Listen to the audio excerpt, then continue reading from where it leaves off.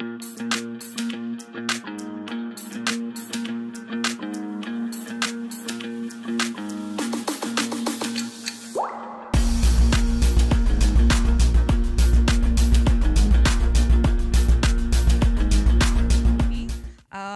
have Bapak Sutan Pati, an e-commerce practitioner who will be delivering a session reaching wider range of customers through omni-channel optimization.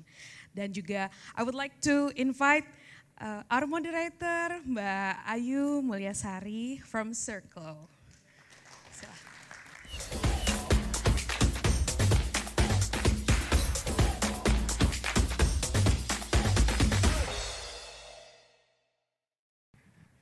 Ya, oke. Terima kasih Willa dan selamat siang semuanya. Terima kasih sudah join di event with Magento hari ini. Mungkin saya perkenalkan diri dulu ya Pak Sutan. Silahkan. Ya. Pasti semuanya belum kenal dengan saya. Saya Ayu Mulyasari dari Circle, kemudian saya bantu handle untuk Business Development Manager. Kemudian di sini saya juga bersama dengan Pak Sutan. Mungkin Pak Sutan boleh memperkenalkan dirinya juga, silakan. Thank you Ayu. First of all, thank you everyone. Nice to meet you all. Thank you Ayu dan Circle Magento yang sudah invite saya ke big event ini. Lama banget nggak ketemu sama teman-teman semua offline ya. Saya Sutan. Saya dari Padang kalau percaya. Tapi karena saya di Jawa saya pakai logat Jawa gitu. Saya beberapa tahun, sekitar 15 tahun di retail, more or less background saya. Dan 8 tahun terakhir saya di e-commerce untuk beberapa brand seperti beauty, fashion industry, and also FMCG, especially for e-commerce and digital. So I hope hari ini saya bisa share sesuatu buat teman-teman semua yang hadir di sini yang relate dengan, of course, omnichannel. Thank you. Oke, terima kasih Pak Sutan. Ya. Kebetulan saya mengenal Pak Sutan sudah cukup lama. Mungkin kurang lebih 6 tahun lebih ya Pak Sutan ya hingga hari ini. Dan mungkin beberapa teman-teman juga pernah lihat Pak Sutan menjadi pembicara Meet Magento di tahun 2018 atau 17 ya Pak Sutan betul, ya. Betul. Oke. Nah topiknya hari ini cukup menarik karena kita akan berdiskusi mengenai omnichannel solution. Dan kebetulan Pak Sutan juga sudah mengalami perjalanan omnichannel di beberapa brand yang di-handle sebelumnya. Gitu. Mungkin kita bisa langsung lihat beberapa topik yang akan kita diskusikan hari ini. Boleh dibantu slide-nya? Oke, mengenai omnichannel solution sendiri, dari yang kita tahu, digital saat ini sangat berkembang dengan pesat dan kita pun melihat bahwa mungkin kita bisa search di Google gitu ya, banyak terminologi omnichannel sendiri dan pengertiannya cukup luas, namun omnichannel solution sendiri sebenarnya kita lebih berfokus kepada customer untuk memberikan customer seamless experience dan baik lagi poinnya adalah customer happy ketika customer berbelanja di semua channel yang kita sediakan. Betul ya Pak Sutan ya? Betul. Karena omnichannel ini cukup berbeda dengan multi channel. Nah kalau kita berbicara multi channel, channelnya kita asumsikan berbeda. Offline toko, distributor, kemudian online pun marketplace channelnya beda-beda.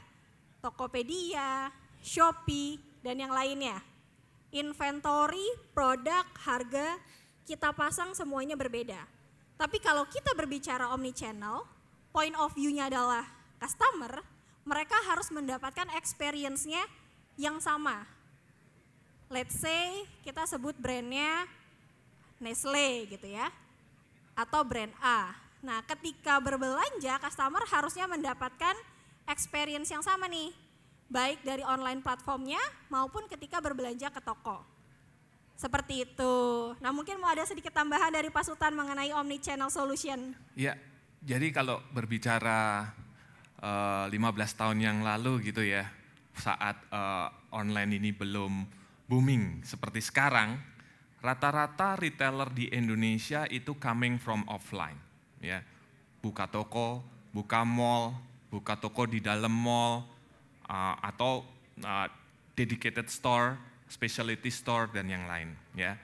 Even though mereka don't think about e-commerce, online, bahkan pada saat 2013 saat Alibaba invest di Indonesia, kemudian banyak pelaku-pelaku yang lain yang mungkin sekarang sudah nggak ada gitu ya, baru mulai kepikiran gitu kan. Betul banget Pak Sultan. Dan beberapa tahun ini digital transformation itu di-drive demikian cepatnya. Biasanya digital transformation itu 5 tahun baru kejadian. Ini dalam 2 tahun kita udah cepet banget kemarin ini ya.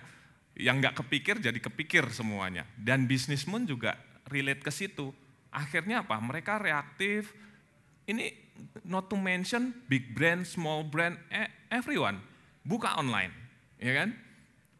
Bahkan yang distributor pun yang nggak punya background online juga bisa buka online, gitu kan? Iya, buka online. Begitu buka online, paling gampang berbicara mengenai omni channel ini atau buka online merespon digital transformation adalah pertama adalah kalau company-nya ready, ya cukup ready gitu ya. Buka online paling gampang di mana? Di platform.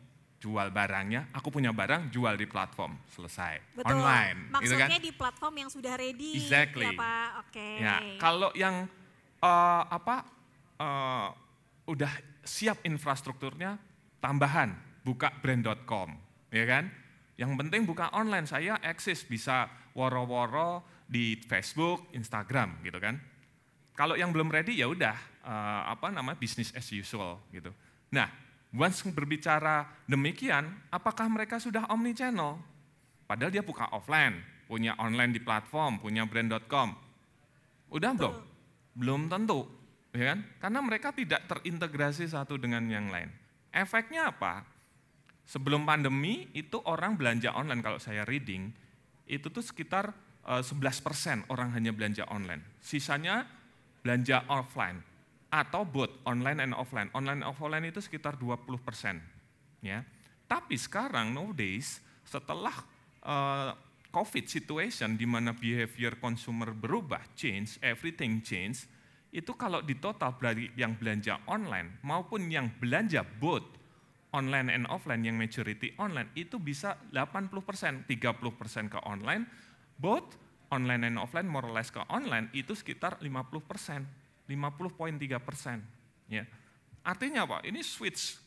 Nah, tetapi apakah produk kita ditemukan pada saat orang nyari di online, kemudian di offline, atau dia cari di Google, search gitu TikTok, ya Pak ya? yang main TikTok gitu. Betul. Kan, relevansinya anak muda kan TikTok nih. Betul, generasinya ya kan? Sekarang udah lebih aware untuk sosial media ya Pak ya. Jadi sekarang juga mungkin banyak yang bertransaksi melalui TikTok, Instagram, Facebook, even sampai WhatsApp pun sekarang digunakan untuk bertransaksi. Betul, betul. Nah, akhirnya adalah begitu setelah COVID, ini cuma sebagai cannibalism gitu. Kemarin bagus di online, di offline-nya jelek. Sekarang offline-nya bagus, online-nya turun. Nah, jadi semacam itu kejadiannya karena mereka tidak terintegrasi. Nah, ini sebenarnya konsep multi-channel. It's not omni-channel. Kalau ngomongin omni-channel, we're not talking only about channel itself. Yes, channel important, tetapi bukan hanya channelnya, tapi how we connect every single touch point ya untuk memprovide atau memenuhi kebutuhan konsumen. Jadi yang kita taruh adalah sebenarnya bukan channelnya di tengah, tetapi betul, become the center, customer ini menjadi center kita untuk provide best experience. Nah itu makanya banyak orang bilang you can buy anything, anywhere and anytime. Nah that's the concept of omnichannel. Gitu. Thank you Pak Sultan. Mungkin sebelum lanjut nih ya kita diskusi dengan Pak Sultan, aku mau tanya dulu. Dari yang hadir di room 2, apakah ada yang punya offline retail channel? Boleh tunjuk tangannya? Ada yang sudah punya offline retail channel? Oke, boleh dibantu dari perusahaan atau brand apa Pak? Nama tokonya? Ya? Rodaling. Oke. Nah, sepeda. Mungkin sebelum kita lanjut diskusi, boleh di-share Pak saat ini bisnisnya apakah sudah melakukan omni-channel? Bisa. Omni-channel ya. Ya, bagaimana Pak dari Rodaling sendiri? Silakan. Per definisi sih belum ya. Walaupun kita ada 54 outlet sama kita ada allbrand.com-nya ada dan ada di marketplace, tapi kalau per definisi Pak Sultan sih kita belum ya. Kita masih kayak Belum menerapkan seperti yang Pak Sultan jelaskan tadi ya Pak ya. Berarti saat ini konsepnya masih multi channel. Betul. Dan Rodaling sudah berjualan di beberapa platform online. Betul. Baik, terima kasih untuk waktunya Pak. Luar biasa. Jadi secara infrastruktur atau ekosistemnya sudah ada. Betul Tinggal Pak. dikit lagi Pak. Betul. Nah, saya mau kasih Iya. pertanyaan juga ke Pak Sultan. Bagaimana kalau misalnya dari brand, mereka sudah memiliki offline retail store, mungkin seperti case-nya tadi Rodaling, cara apa yang mungkin pertama kali cocok dan bisa diterapkan untuk menjalankan omni-channel, not only for multi-channel ya Pak Sultan? Oke, jadi kalau dulu kan kita itu kalau brand gitu, create produk kemudian push produknya ke customer. Hard selling ya Pak? Bukan hard selling, tetapi product driven, more or less Oke. product driven. Nah nowadays, itu udah nggak bisa lagi begitu, tetapi lebih cenderung ke customer driven. Jadi pertama kali yang harus kita lakukan adalah become the center of customer, that's very important. Jadi customer-nya dulu nih, understand kita punya produk, tetapi sebenarnya siapa nih yang target kita? Customer-nya siapa? Middle segmennya apa, demografinya seperti apa, di mana saya bisa reach-nya, dan yang lain sebagainya. Kalau kita sudah mengerti, memahami who is our customer, then we can build the journey. Ya, karena sekarang kalau dulu journey-nya itu gampang, kita drive gitu kan. Bisa kita email, kita SMS gitu, kita drive. Tetapi rata-rata dulu kalau di email, SMS apa? Produk kan, ada diskon, produk ini. Betul. Tapi kalau tadi dari Pak Yopi ngomongin produk enggak? Enggak. How we can engage, connect the emotional things gitu kan. Lebih Jadi, personalize ya Pak? personal. Oke. Connect itu enggak literally kita promote something gitu, tetapi we understand the consumer, that's important. Pak, berarti kalau gitu apa yang harus dilakukan brand? Kita udah punya online, punya offline, ya kan? Online and offline, kita mesti coba untuk integrasikan, gitu. Integration is more important.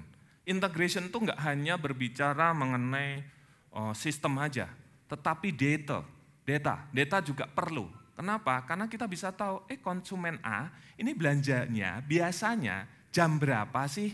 Oh sore. Oh kalau di online sore, tapi kalau pagi atau weekend dia ke toko. Gitu. Sehingga kita tahu journey-nya. So you know, pakai email, mau pakai notification, SMS, kapan reach consumer, sehingga dia benar-benar kayak di-assist. Kita tuh kayak asistennya. Kalau mau beli makanan, yuk ke Indomaret sebelah misalkan, sorry ngomong brand, ke sebelah, warung sebelah gitu kan.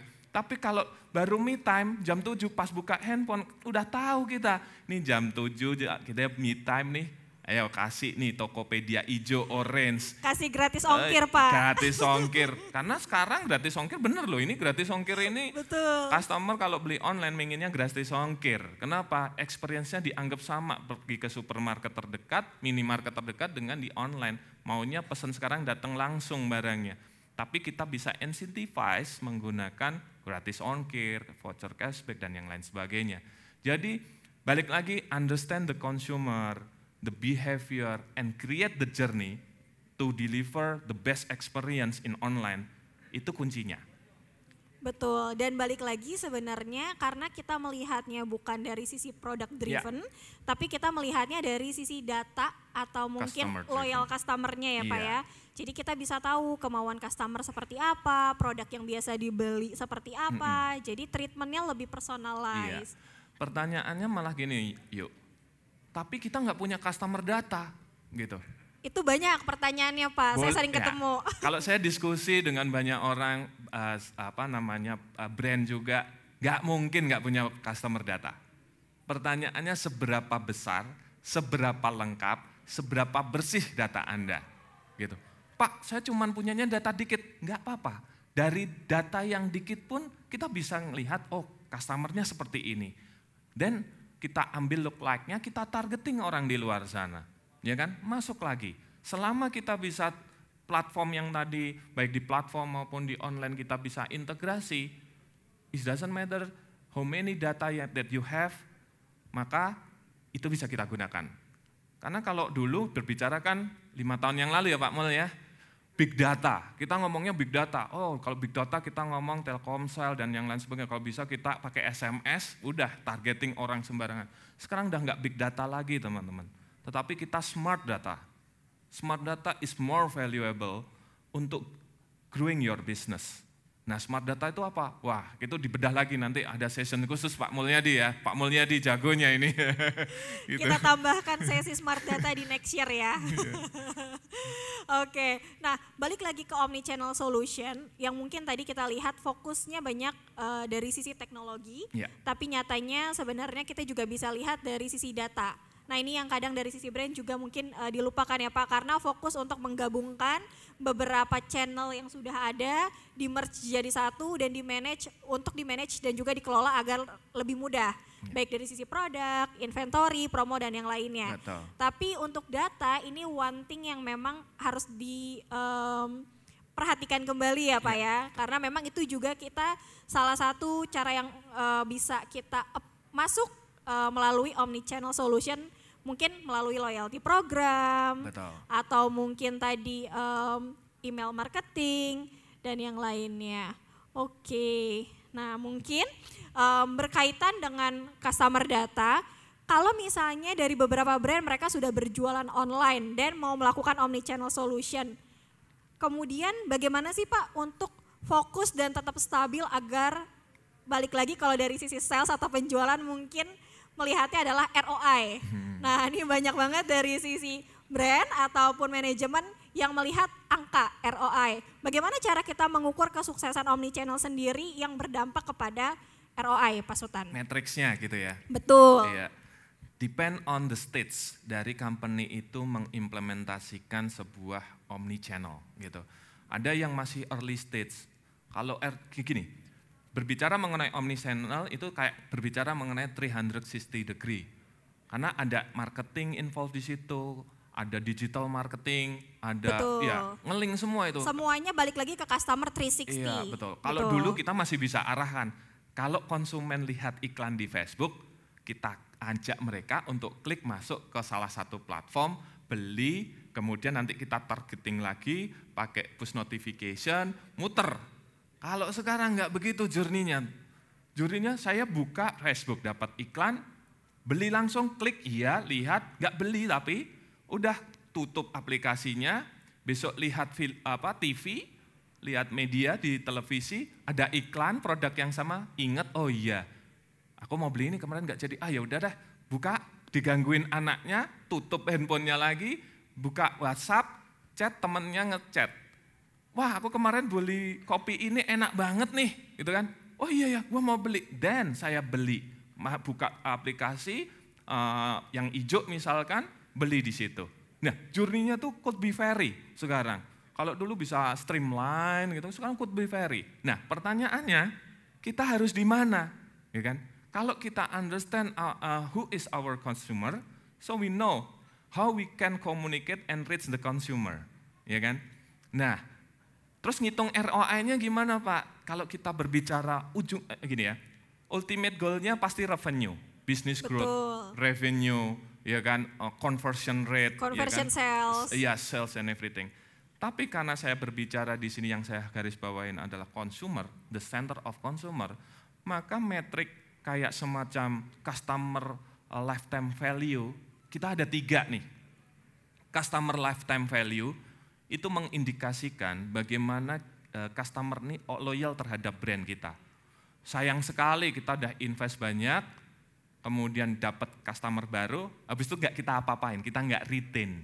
Then dia switch ke other brand, itu sayang sekali. Customer lifetime value ini bisa mencakup di dalamnya recency, kapan dia belanja, berapa kali belanja, itu how we maintain this consumer. Yang kedua adalah paling gampang tuh customer satisfaction sebenarnya. Customer satisfaction ini kayak klise gitu kan, tetapi ini important. Karena biasanya diukur dari NPS, Net Promoter Score gitu. Iya. Ibaratnya kayak seberapa pingin Ayu merekomendasikan brand saya ke orang lain gitu loh. Ya kan? Itu memang melalui survei, tetapi that's semacam indikator gitu kan. Wah, Betul. kalau semakin banyak orang merekomendasikan brand saya, wah itu nggak usah heavy di promotion, ya budget promotionnya dialokasikan untuk how to reach the consumer, itu even better gitu. Nah, yang ketiga adalah nih customer profitability. Nah ini yang kadang ya udahlah ya, yang penting saya dapat new customer, dapat apa tuh namanya, dapat Transaksi penjualan transaksi bulan ini. penjualan, revenue dapat, udah selesai. Tapi kita forgot untuk menganalisa customer profitability. Artinya apa customer? Berapa sih rupiah ibaratnya ya, revenue yang bisa kita dapatkan dari setiap consumer yang kita targeting untuk drive our business growth gitu kan. Bisa dari revenue per customer yang associate with the cost untuk dapetin akuisisi customer, misalkan delivery cost spesifik ke orang itu. Betul. Daripada kita spread diskonnya ke semua orang, mending ke Pak Mulyadi aja, pasti beli Pak Mulyadi, atau Pak Yopi lagi ya, pasti beli kan, daripada kita spread semua. Lebih segmented ya Pak exactly. Ya? Okay. Nah jadi 3 hal itu yang nanti perlu. Kalau ini dimonitor, ujung-ujungnya nanti revenue growth-nya automatically. Saya saat ini baru run e-commerce sebuah FMCG company, dan I did that ya dari sisi customer aja, dari ngotak-ngatik customer aja, and the business is 7 times growth, 7 times business dari yang sebelumnya. Okay. So that's proving that fokus ke customer itu mendatangkan profit yang lebih bagus gitu. ROI yang lebih bagus gitu. Ayo. Dan saya juga tertarik dengan kata-kata Pak Sultan tadi ya, bahwa mode to mode itu memang memiliki impact yang cukup besar. Yeah. Dan kita juga mungkin melihat ya dari beberapa marketplace ataupun mungkin digital platform, saat ini banyak brand yang sudah menjalankan reseller ataupun affiliate program. Ya, betul. Betul ya Pak betul, ya? Betul. Dan itu cukup menarik ya Pak ya? Betul. Oke, nah mungkin kalau mengenai affiliate program sendiri atau mungkin dari social commerce sendiri, tadi ada beberapa channel yang terbaru mungkin dari konten kreator kemudian menjadi TikTok Shop. Nah kalau dari sudut pandang Pak Sultan sendiri, bagaimana melihat cara kita membuat konten dari sisi brand sehingga itu bisa membantu untuk melakukan conversion sales spesifik untuk omni-channel, karena kan kita tidak berbicara multi-channel ya. Betul. Gitu. Nah ini pertanyaan bagus banget nih, kadang kalau udah berbicara omni-channel kita mikirnya cuman jualan gitu kan. Yang penting produk saya taruh semua, kadang nggak perlu begitu juga. Spesifik channel kita bisa kasih spesifik produk gitu kan. Nah related with content, ngomong dulu lagi, slogannya content is the king gitu, ya kan. Tetapi sekarang karena data is new gold, gold itu paling seneng oleh para wanita ya, maka data is a queen. Nah, king kadang nurutnya sama queen nih. Artinya kalau kita combine together data and content, kalau udah ngomongin omni channel, kita jadi tahu. Misalnya kan Ayu setiap bulan belinya produk nutrition, susu bayi misalkan. So, konten yang kita provide itu harus relate dengan apa yang dia butuhkan. Bayangkan, kita belum kepikiran, tiba-tiba kita dapat konten, tergantung touch point-nya apa ya. Karena Ayu misalkan suka Facebook atau IG atau TikTok nih. Saya masih generasi muda Pak, jadi semua sosial media ada. saya update. Yaudah ngomong IG lah, IG langsung keluar. Mams misalkan ngomongin produk nutrition apa gitu, Betul. yang itu relate dengan kamu. Betul, atau produk dari parenting, kita punya platform sendiri Orami. Betul, dan Ayu kan tadi bilangnya masih muda, berarti konten apa yang cocok untuk anak muda itu juga perlu gitu. Jangan demografinya berbeda, kita kasih konten yang karikatur misalkan. Wah nggak masuk, aku nggak mudeng. Karena gini, konten itu within 3 second dia harus confirm apa yang dimaksud. Misalkan too many text nggak akan guna, too many color nggak akan guna, too many image nggak akan guna. Tetapi kita create konten yang sederhana, tapi dalam 3 detik orang udah paham maksudnya apa. Dulu orang belanja di online, itu rata-rata niat product description, ya kan? Sekarang enggak, konten, lalu lihat review and ratingnya aja, udah rata-rata gitu, more or less, ya kan? Nah, jadi konten ini very important untuk bisa personalize yuk. Betul Ya. Pak. Makanya penjualan yang berkaitan dengan konten dan data seperti yang tadi disampaikan Pak Sultan itu mungkin juga kita bisa lihat ambil insight-nya dari beberapa brand itu juga cukup mendatangkan conversion sales-nya dengan baik. Selalu. Betul. Gini, conversion rate dengan the right content, dengan personalization itu bisa 35%. Ya. Kalau enggak itu malah bisa below 10% gitu. Artinya apa? Kalau itu tepat, the right product, the right consumer, the right content, the right time, and the right place, this is the concept of omnichannel. Oke, thank you Pak Sultan. Ya. Oke, mungkin sudah banyak pertanyaan ya tentang diskusi omnichannel-nya. Silakan kalau misalnya ada pertanyaan, kita buka mungkin 2 sesi untuk Q&A ya. Ada hadiahnya loh. Mas. Ya, masnya di belakang. Ada Ya. 2 sebentar dari Satu. Ya, halo. girls dulu Pak. Oke. Woman Selamat pagi. first. Selamat Thank you pagi. Pak Sultan, penjelasannya sangat baik. Saya Huda Kurniawati dari 9to9. Saya mau tanya bagaimana how to be maintenance customer, maksudnya bagaimana kita memaintain customer yang sudah ada di kita, cara jitunya seperti apa sih Pak gitu. Jadi maksud saya gimana cara maintenance customer, contohnya seperti apa? Thank you. Baik, berkaitan dengan data customer Pak Sultan, silakan. Iya, jadi kalau boleh saya summary pertanyaannya bagaimana meng-engage customer-nya ya. Oke. Wah, ini udah ngomongnya spesifik customer CRM nih, ya kan? CRM, loyalty, ngomongin loyalty, engagement dan yang lain sebagainya. Data Tapi this is CRM, good. Jadi betul. menarik ya. Iya, karena saat kini kan memanage customer ini memanage orang, bukan produk. Jadi this is the artnya tuh di situ artnya. Tetapi in certain level kita bisa membuat segmentasi oleh customernya, ya.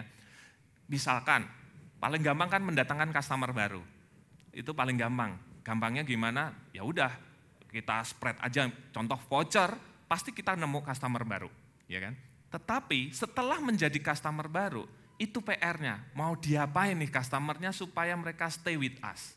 Long term Supaya maunya. reorder lagi Pak. Exactly, order lagi, repurchase lagi dan yang lain sebagainya. Nah, maka kita bisa klasifikasikan segmented, misalkan gold, premium, platinum for instance. Dengan benefit-benefit khusus, kita berikan benefit-benefit khusus kepada konsumen agar mereka ini tetap stay with us. Tapi jangan salah, berbicara mengenai member untuk loyal, itu nggak ngomongin promo aja ya. How you can connect, misalkan, how you can bring information, education of your product to the consumer. And then, misalkan produk baru, mereka dikasih privilege.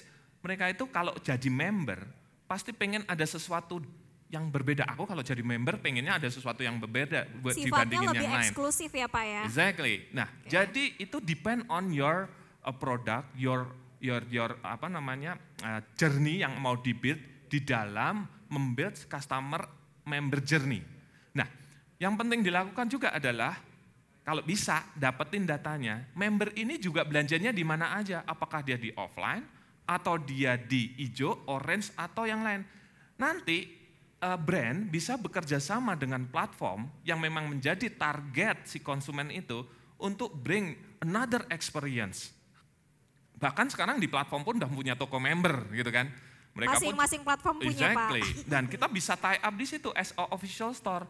Khusus untuk brand kita pakai untuk manage konsumen yang jadi member di situ. Betul. Gitu. Terus yang di offline mau diapain lagi? Dikasihin benefit lagi, program dan yang lain. Pak, pertanyaannya, wah berarti saya mesti keluar duit dong untuk buat diskon dan macam. Pertanyaannya, kalau kalian tidak lakukan itu, kalian akan lakukan kan sporadis malahan. Lebih ibaratnya boncos tuh dibandingin Budgetnya lebih besar, spesifik. Pak. Iya, kalau member udah jelas. Betul. Wah, dia begitu di-trigger sedikit pakai email marketing atau email, nggak bounce rate. Open rate-nya ada open rate nih, tapi belum belanja. Nggak apa-apa. kasih lagi ya Pak Yopi ya, kasih lagi program, mungkin 20% for instance, dia convert, berarti kan kita tahu nih behavior orang ini, oke, diskon nggak aku kasih gimmick. Nah, tren sekarang member itu lebih engage dengan gimmick, gift, not promotion. Betul. Not promotion. Promotion is not lasting. Ya, hari ini 20, besok sama customer mintanya 30 gitu. Bisa dinego ya Pak. Exactly. Kan? Tapi berbicara online enaknya adalah gimmicknya itu bisa variatif. Bisa free delivery, voucheran. Aduh, voucher aja bisa banyak banget. Kreatif lah pokoknya teman-teman brand lah. Gitu kan? Gimmicknya dan learning saya tahun lalu pada saat COVID. Kenapa kok salah satu brand ini sukses banget, itu justru kita kolaborasi dengan brand lain. Tetapi relate ya. Contohnya Pak Sultan. Contoh misalkan Bear Brand dengan Dettol. Wah, Bear Brand kan kemarin sempat booming tuh. ya, Bear Brand dengan Dettol for Collapse instance. ini bahasanya ya Pak exactly. ya. Atau Bear Brand kemarin dengan 3M dan yang lain. Ya, jadi betul. Itu sesuatu hal yang nanti teman-teman bisa pikirkan, tetapi balik lagi, please take a look your data first, gitu. Then after that, baru kalian create programnya. Bukan program kalian boost, tetapi from your customer behavior first. Semoga terjawab pertanyaannya ya. Terima kasih Pak Sultan, ya. Cukup jelas. Ada satu. Oke, mungkin kita persingkat ya, tinggal satu pertanyaan lagi, silakan. Sambil nunggu mungkin kita iklan sebentar ya. Ternyata haus soalnya juga ya. Soalnya udah mau 30 menit nih. Ya, nggak apa-apa Mas. Terima kasih, silakan Pak Sultan. Thank you. Silakan. Selamat siang Pak Sultan, terima kasih. Saya ingin menanyakan terkait dengan data customer untuk offline. Karena yang agak menariknya begini Pak, kalau online itu data customernya validasi dan tervalid, itu easy banget gitu kan. Betul. Nah yang paling challengingnya ialah di offline. Kalau kita data primary untuk ke retailnya itu dapat. Tapi untuk offline-nya sendiri bagaimana customer behavior, segmentasi dan target dan segala macam itu yang memang dari kalangan yang masih awam dan segala macam itu yang belum dapat. Sehingga analisisnya akan menjadi berbeda-beda. Nah, yang saya mau tanyakan bagaimana cara mendapatkan itu dan akhirnya bagaimana omni channel ini terbentuk Pak. Karena yang terjadi saat ini ialah hanya sebatas O2O. Online to offline saja. Iya, betul. Gitu belum kan, omni channel ya Pak ya, offline to online ya. Karena kan ini, online to offline. Sehingga dari online misalkan let's say warung pintar ke toko. Tapi dari toko ke consumer itu belum dapat secara data. Nah ini yang memang ada salah satu gap yang memang kalau memang ini dapat, ini menjadi sesuatu analisis yang bagus banget sehingga target dan decision-nya itu dapat. Betul nah, sekali Pak. Itu yang menjadi PR dan saya mesti belajar nih sama Pak Sultan bagaimana untuk mendapatkan itu. Terima kasih Pak. Kalau berbicara mengenai data memang sumbernya banyak. Kalau dulu tuh nulis form. Ya kan? Terus masukin ke website dan yang lain sebagainya. Kalau udah ada website enak bisa register dari situ. Nah, offline itu memang challenging ya. Maka kalau punya toko-toko offline biasanya sekarang beberapa retailer udah mulai masukkan digital things di dalam offline untuk sebenarnya gather information from the consumer ya. Nah, tetapi kalau kita berbicara lagi mengenai offline, itulah sebenarnya benar O2O tadi peran teknologi di situ. Balik lagi, teknologi itu helping us to get what we want, gitu. Jadi mesti engage dengan mungkin salah satu provider atau siapa yang bisa provide the teknologi untuk get more data insight, gitu. Offline memang PR karena ada data privacy ya Pak ya. Kita nggak boleh serta-merta, ayo Mbak, ayo silahkan tolong isi atau minta nomor, nggak bisa, gitu kan. Nah itu harus benar-benar sesuai dengan aturan ya gitu. Ya, tetapi kalau kita ngomong dijembatani oleh sebuah sistem untuk get the data, contoh salesman misalkan, salesman datang dengan aplikasi aplikasi yang di-provide handheld ya untuk get the customer data. Kalau customernya mau subscription Misalkan kita pakai produk dengan subscription, misalkan kalau susu itu kan bulanan. Bisnis modelnya adalah subscription. Kita bawa handheld, ya udah kita bisa provide data untuk konsumennya. Kita bisa dapetin data untuk konsumennya. Atau ya balik lagi, sebenarnya kalau ngomongin data itu tidak harus dari offline, tapi kita bisa drive dari online sebenarnya. Misalkan kita drive dari online, orang beli di online, tapi kita drive ke offline, artinya apa? Silakan menggunakan voucher ini untuk belanja di toko kami terdekat, ya kan? Artinya sebenarnya bridgingnya kan depend on your journey yang kalian buat, gitu. Kalau memang kita nggak punya data offline, ya nggak apa-apa. Kita bisa starting dari online, drive mereka ke offline, gitu. Nah, artinya kalau memang customer behavior-nya seperti itu, yang perlu dikencengin itu adalah how to get data from online, bukan offline mungkin, gitu. Seperti itu, Pak. Nah, baru nanti journey-nya kita build untuk dia datang ke toko kita, gitu. Nah, nanti kelihatan, oh kalau ke toko sebulan sekali, nggak apa-apa, baru kita trigger. Tapi ke online-nya 5 kali, beda cerita, gitu. Gitu, Pak. Wah, kita sambil minum dulu, tos dulu nih. Baik, untuk sesi kali ini sebelumnya terima kasih untuk pertanyaannya. Nanti akan dikirimkan goodie bag dari teman-teman panitia yang ada di sini. Sebelumnya saya ucapkan juga kepada Pak Sultan terima kasih sudah berdiskusi mengenai Omnichannel Solution dengan kita. Terima kasih untuk semuanya yang sudah hadir. Saya kembalikan.